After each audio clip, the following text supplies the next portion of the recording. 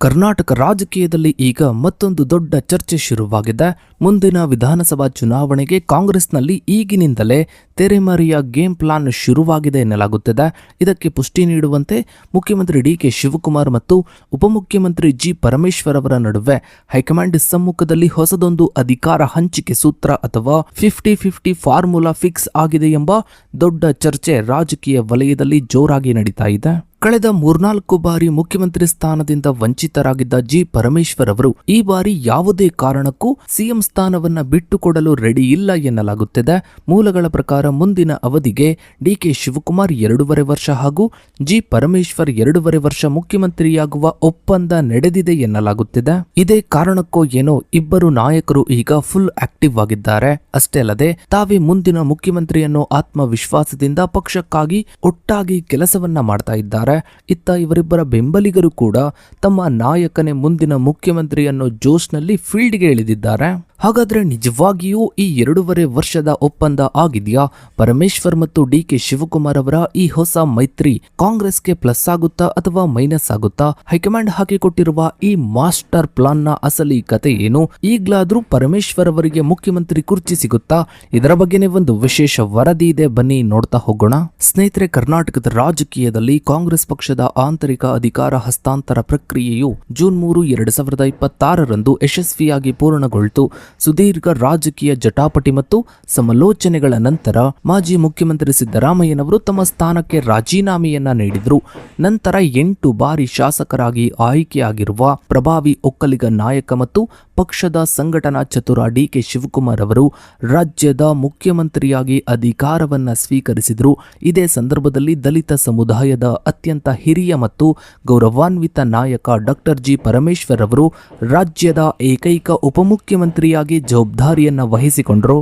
ಈ ನಾಯಕತ್ವ ಬದಲಾವಣೆಯು ಕೇವಲ ಒಂದು ಸರ್ಕಾರದ ಆಡಳಿತಾತ್ಮಕ ಬದಲಾವಣೆಯಾಗಿರದೆ 2028ರ ಮುಂದಿನ ವಿಧಾನಸಭಾ ಚುನಾವಣೆಯ ದೃಷ್ಟಿಯಿಂದ ಕಾಂಗ್ರೆಸ್ ಹೈಕಮಾಂಡ್ ರೂಪಿಸ್ತಾ ಇರುವ ಹೊಸ ಆಂತರಿಕ ಸಮೀಕರಣಗಳಿಗೆ ಮುನ್ನುಡಿಯಾಗಿದೆ. ಪ್ರಸ್ತುತ ರಾಜಕೀಯ ವಲಯದಲ್ಲಿ ತೀವ್ರ ಚರ್ಚೆಗೆ ಗ್ರಾಸವಾಗಿರುವ ವಿಷಯವೇನು ಅಂದ್ರೆ, ಮುಂದಿನ ಅವಧಿಗೆ ಡಿಕೆ ಶಿವಕುಮಾರ್ ಮತ್ತು ಜಿ ಪರಮೇಶ್ವರ್ ನಡುವೆ ತಲಾ 2.5 ವರ್ಷಗಳ ಸಿಎಂ ಹುದ್ದೆಯ ಹಂಚಿಕೆ ಒಪ್ಪಂದ ಏರ್ಪಟ್ಟಿದೆ ಎಂಬುದು. ಈ ಬಾರಿ ಡಾಕ್ಟರ್ ಜಿ ಪರಮೇಶ್ವರ್ ಅವರು ಮುಖ್ಯಮಂತ್ರಿ ಸ್ಥಾನದ ಮೇಲಿನ ತಮ್ಮ ಹಕ್ಕನ್ನ ಯಾವುದೇ ಕಾರಣಕ್ಕೂ ಬಿಟ್ಟುಕೊಡಲು ಸಿದ್ಧರಿಲ್ಲ ಎಂಬ ಬಲವಾದ ಧೋರಣೆಯನ್ನ ಹೊಂದಿದ್ದು, ಈ ಒಪ್ಪಂದದ ಹಿನ್ನೆಲೆಯಲ್ಲಿ ಉಭಯ ನಾಯಕರು ಮತ್ತು ಇವರ ಬೆಂಬಲಿಗರು ಹೊಸದೊಂದು ಆತ್ಮವಿಶ್ವಾಸದಿಂದ ಪಕ್ಷದ ಬಲವರ್ಧನೆಗಾಗಿ ತಳಮಟ್ಟದಲ್ಲಿ ಆಕ್ಟಿವ್ ಆಗಿ ತೊಡಗಿಕೊಂಡಿದ್ದಾರೆ. ಇನ್ನು ಸ್ನೇಹಿತರೆ, ಕರ್ನಾಟಕ ಕಾಂಗ್ರೆಸ್ನ ಈ ಇಬ್ಬರು ಪ್ರಮುಖ ನಾಯಕರ ಶಕ್ತಿ, ರಾಜಕೀಯ ಹಿನ್ನೆಲೆ ಮತ್ತು ಇವರ ಪ್ರಭಾವದ ವಲಯಗಳನ್ನ ಗಮನಿಸ್ತಾ ಹೋದ್ರೆ, ಮೊದಲನೇದಾಗಿ ಡಿಕೆ ಶಿವಕುಮಾರ್ ಅವರು 1962 ಮೇ 15ರಂದು ಕನಕಪುರ ರಾಮನಗರ ಜಿಲ್ಲೆಯಲ್ಲಿ ಜನಿಸ್ತಾರೆ.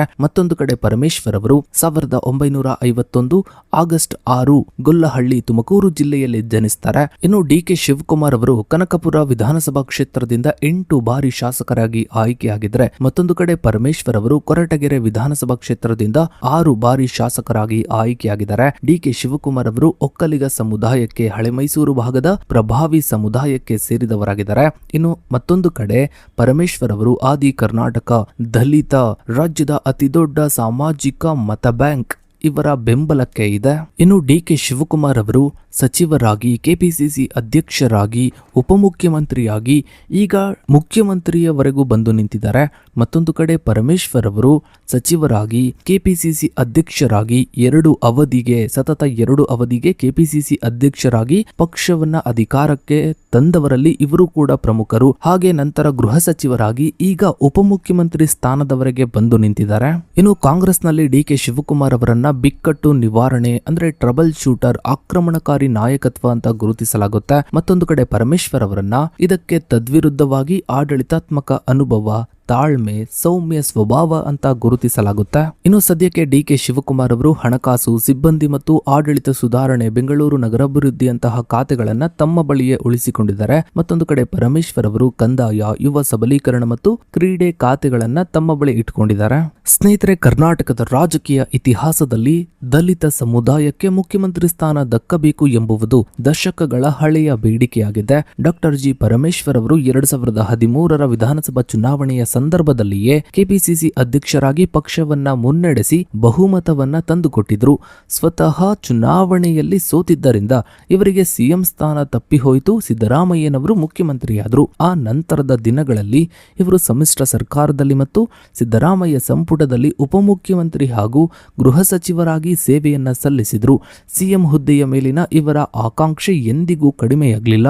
ಸ್ನೇಹಿತರೆ, ಪ್ರಸ್ತುತ ರಾಜಕೀಯದಲ್ಲಿ ಡಾಕ್ಟರ್ ಜಿ ಪರಮೇಶ್ವರ್ ಅವರು ಸಿಎಂ ಸ್ಥಾನದ ಮೇಲಿನ ತಮ್ಮ ಹಕ್ಕನ್ನ ಬಿಟ್ಟುಕೊಡಲು ಸಿದ್ಧರಿಲ್ಲ ಎಂಬ ಚರ್ಚೆಗಳು ಮುಂಚೂಣಿಗೆ ಬರಲು ಪ್ರಮುಖ ರಾಜಕೀಯ ಕಾರಣಗಳಿವೆ. ಮೊದಲನೇದಾಗಿ ಸಮುದಾಯದ ತೀವ್ರ ಒತ್ತಡ.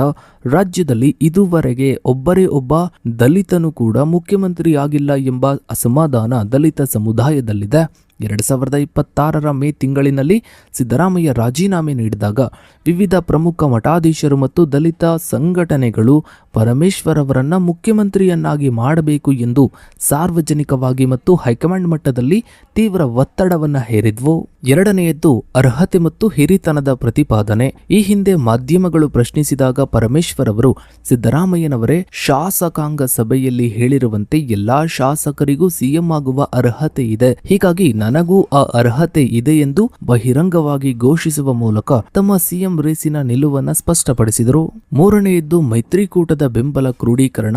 ಸಚಿವ ಸತೀಶ್ ಜಾರಕಿಹೊಳಿ ಮತ್ತು ಮಾಜಿ ಸಚಿವ ಕೆಎನ್ ರಾಜಣ್ಣ ಅವರಂತಹ ಪ್ರಮುಖ ನಾಯಕರು ಪರಮೇಶ್ವರ್ ಪರವಾಗಿ ಬ್ಯಾಟಿಂಗ್ ಮಾಡ್ತಾ ಇದ್ದಾರೆ.